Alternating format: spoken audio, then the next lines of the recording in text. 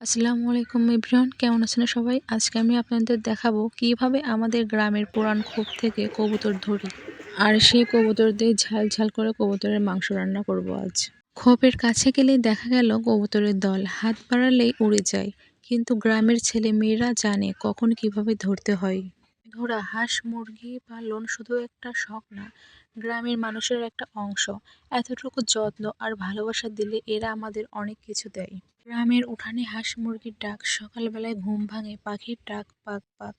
খোপে কবুতর, ঘরে মুরগি, পুকুরে হাঁস, এগুলোই গ্রামের আসল শৌখিনতা। প্রথমে কবুতরটা ভালোভাবে পরিষ্কার করলাম, পালক তুললাম, গরম পানি দিয়ে স্কিনটা টান টান করে নিলাম।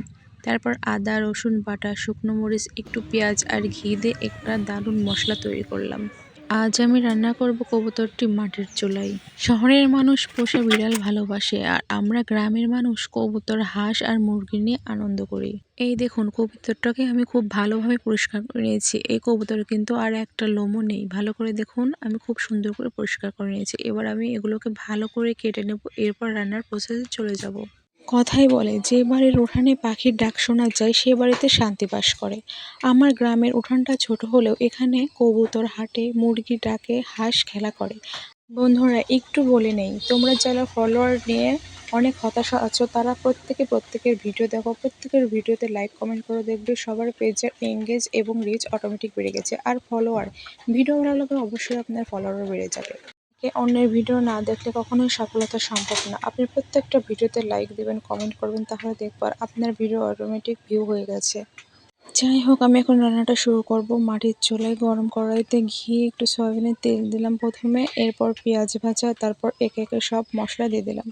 মশলা কষানো হলে কবুতরের মাংস এর মধ্যে দিয়ে দেব এবং ঢাকনা দিয়ে কিছুক্ষণ রেখে দেব। গ্রামের মানুষ কিন্তু বেশিরভাগ সময় মাটির চুলায় রান্না করে, কারণ তারা মনে করে মাটির চুলায় রান্না নাকি অনেক টেস্ট হয়। তো আপনাদের কি মতামত অবশ্যই কমেন্ট করে জানাবেন। আর হ্যাঁ, কবুতরের মাংস খেতে কে কে পছন্দ করেন অবশ্যই কিন্তু কমেন্ট করে বলবেন।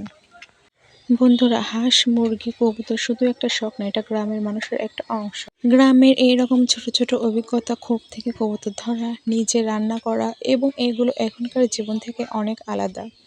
আপনারা এই জীবন কে কে মিস করেন অবশ্যই জানাবেন।